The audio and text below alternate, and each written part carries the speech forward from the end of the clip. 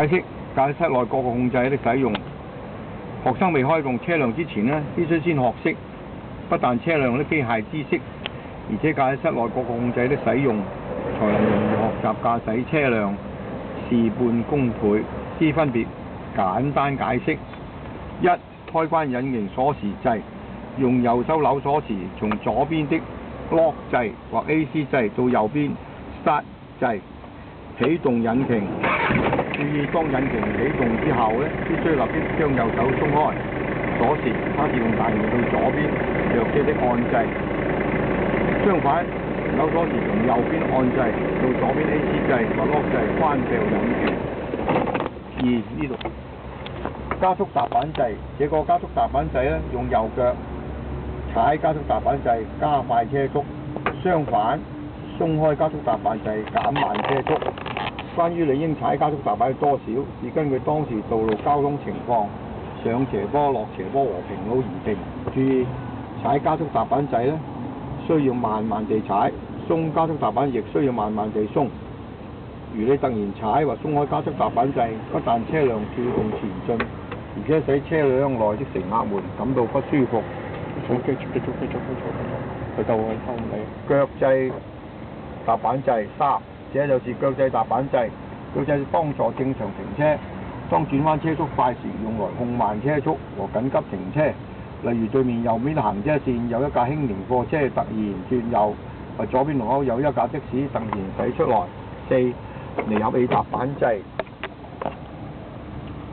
這個離合踏板掣唔得喎，你用左腳踩離合踏板掣到底，當時引擎的動力呢，暫停全數到波箱，故你可能 A 轉入各個波位 ，B 停車引擎不死火。二、你用左腳鬆離合嘅踏板掣到摩擦點，幫助 A 上斜坡開車，窄路掉頭。C 倒後泊位。手掣，這個是手掣拉桿，手掣呢是幫助腳掣不足，例如停車之後必須拉緊手掣，幫助開車，特別在上坡時更為應用。當腳掣失靈時，手掣能獨立制停車輛。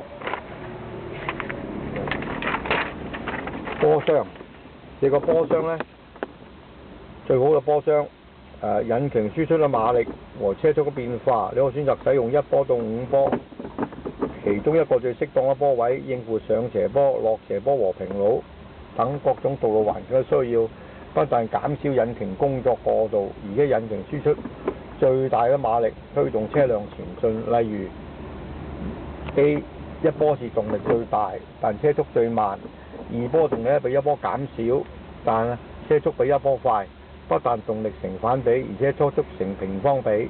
倒後波的動力比1波還要大，但車速比1波還要慢。當車輛被倒後轉左轉右時，因前車輪距離後車輪越長呢，倒後產生的弧度越大，幫助窄路掉頭和倒後泊車位等。空波是主動軸和從動軸旋轉運動已經分開，故你可以啟動引擎。指揮燈喺呢度呢。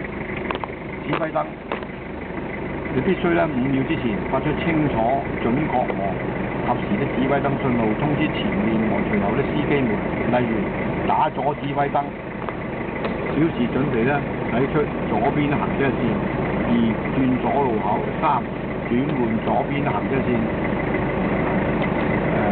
打右指揮燈，表示開車駛出右邊行車線，轉右路口。3轉換右邊行車線。軚盤嗰度，軚盤呢，突出咗扭排原理呢，駕駛軚盤呢主要用途不但幫助窄路掉頭和倒後泊車位，而且呢用來操縱駕駛嘅方向。關於你扭軚多少，根據當時道路的交通情況，轉右或轉左的鈍角或銳角而定。第一，揸軚有3種握軚方法，我用雙手握軚盤，用時鐘來表示：1 9時5分；2 10時10分；3 9時15分。最好的是因為根據槓桿原理，車速越快駕駛車輛越穩定。2怎樣駕駛扭軚盤才能運用電駕駛軚盤？例如轉左路口，首先用左手掌握軚盤做58分，拉到落33分嘅位置，然後用右手從軚盤從靜態58分推上3分嘅位置，重複上述動作，直到扭盡左軚盤。不但運用盡加晒軚盤，而且好準確和敏捷。係快你很多，冇很多。